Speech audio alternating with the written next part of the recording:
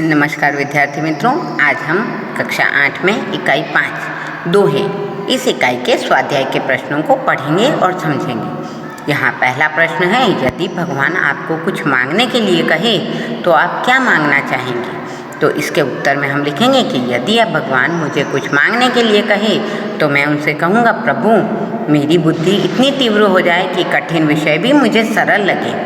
आपकी कृपा से स्वस्थ शरीर और ऐसी तीक्ष्ण बुद्धि पाकर मैं व्यापार के क्षेत्र में अच्छा यश पाऊँ और अपने माता पिता और अन्य स्वजनों को किसी भी तरह का दुख न पहुँचने दूँ। इतना ही नहीं, मैं समाज की सेवा करके समर्थ बनूँ और देश को भी कुछ लाभ पहुँचा सकूँ। इस प्रकार मैं भगवान से अपने परिवार, समाज और देश इन सभी को सुखी बनाने की शक्ति और सामर्थ्य मांगूंगा।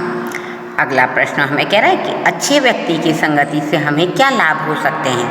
तो इसके उत्तर में हम लिखेंगे कि अच्छे व्यक्ति की संगति से हम बुरी आदत छोड़ सकेंगे, मेरा चरित्र अच्छा बनेगा, मेरे विचार भी अच्छे बनेंगे, मेरी बुद्धि अच्छी बनेगी, मैं समय का सदुपयोग करना सीख जाऊंगा।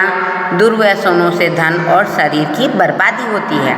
अच्छे व्यक्ति की संगति मुझे इस बर्बादी से बचाएगी, उससे मुझे अपने निर्धारित लक्ष्य की ओर बढ़ने की प्रेरणा मिलेगी, सभी बाधाओं को दूर करने के उपाय मिलेंगे, जीवन में सुख शांति से रहने का तरीका मिलेगा।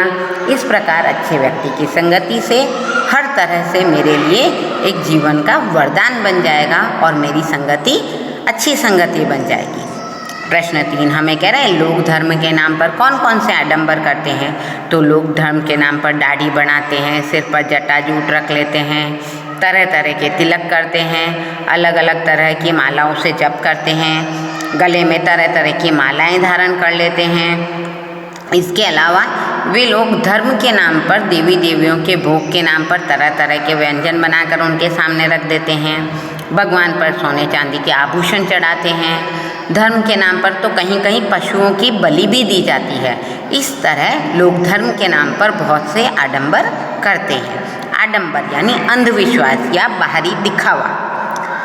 प्रश्न 4 हमें कह रहा है, लोग किन किन कारणों से भीख मांगते हैं? तो इसमें हम लिख सकते हैं कि कुछ लोग जीविका का कोई साधन होने के कारण, नहीं होने के कारण मजबूर होकर भीख मांगते हैं। कुछ लोग भूकंप, बाढ़ इन जैसे प्राकृतिक प्रकोप के कारण इनका सब कुछ नष्ट हो जाता है तो इसके कारण भीख मांगते हैं। कुछ लोग अपाहिज हो जाने पर पेट भरने के लिए भीख मांगते हैं। कुछ गुंडे बदमाश लोग आकर बच्चों का अपहरण कर लेते हैं, उन्हें अपाहिज बना देते हैं और वे दुष्ट उन बच्चों को भीख मंगवाते हैं। कुछ कामचोर और बेशर्म लोग मेहनत से बचने के लिए भीख को ही अपना व्यवसाय बना लेते हैं। इसी प्रकार अगला प्रश्न हमें कह रहा है कि निम्नलिखित शब्दों के अर्थ बनाकर उनका वाक्य में प्रयोग करना है। उद्यम यानी परिश्रम, उद्यम से ही सफलता मिलती है। प्रकृति यानी स्वभाव, वह सरल प्रकृति का व्यक्ति है। खैर यानी कुशलता, मैं आप सबकी खैर चाहता हूँ। कुसंग यानी बुरी संगति, कुसंग करने से हमारा पतन होता है। कंचन यानी सोना, सास ने बहू को कंचन के कंगन दिए। जपमाला यानी जप करने की माला, दादी जी जपमाला लेकर मंदिर जाती हैं। दुख यानी गम या खेद, किसी स्पर्धा में हारने पर दुख होता है।